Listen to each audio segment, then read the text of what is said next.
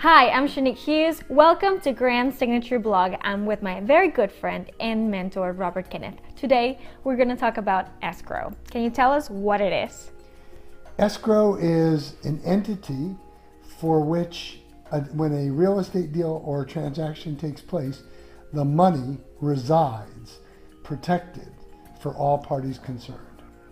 Okay. When I first went to this seminar from Fortune Builders, I went looking at properties around the Burbank area, and it said property in escrow. And I thought, well, that's an intimidating term. What is escrow? Okay. So summarizing it, there's a buyer, there's a seller.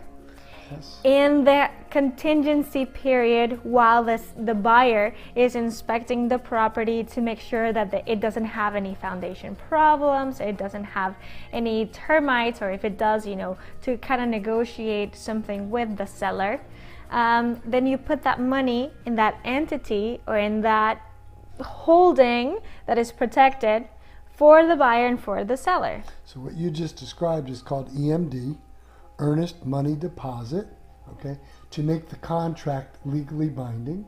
And you take that money and you typically give it to an attorney, a title company, the real estate broker's office, and it sits in that account so that everybody gets to do what they're supposed to be doing. And that is used so that if you do find something with a property that you do not like, the inspections, or someone lied about whatever it is about the property, then you can say, oops, I actually don't want it. And you get your money back? Yeah.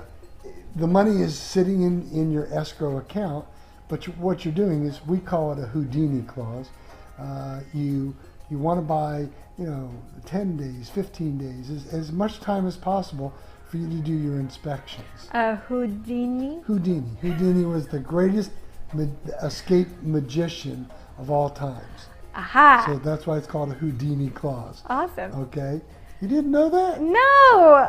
Okay, I need some cultural lessons. Okay. But So typically those are subject to your partner or subject to the inspections because you want to do your due diligence. The money is sitting in an escrow account. Now, a word of advice. If you're doing an escrow, please make sure that it's in your attorney's escrow account or in your real estate attorney's office escrow account. Don't give it away to somebody else. Sometimes you have unscrupulous people. They try to take advantage.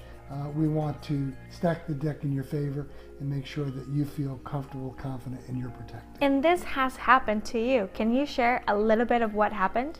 Yeah, long before 1997, my first property, I put up $10,000. I put it into escrow with the selling agent. Didn't know then what I know now. And I didn't qualify. I was supposed to get all my money back. And the real estate agent felt that he was due to be paid some type of commission. And I argued with him. I ultimately had to go hire an attorney, pay the attorney money, and get most of my money back. So the agent, without the sale, thought that he should be compensated for his time or his work without the sale. That's correct. Is that knowledge, like common knowledge, No. that it doesn't happen that way, it doesn't work that way? It definitely was not kosher. Let's Okay. put it that way. Okay? Don't He eat was- anything that is not kosher. Right. Escarole. So yes, pay attention. Put some earnest money deposit down. Make it reasonable. Most real estate agents are looking for the most amount of money down. As an investor, I try to put the least amount of money down. And Shanique, you and I have spoken.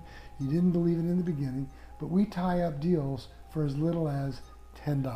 Can you explain once again, in case people didn't see that segment, why $10? Is that crazy?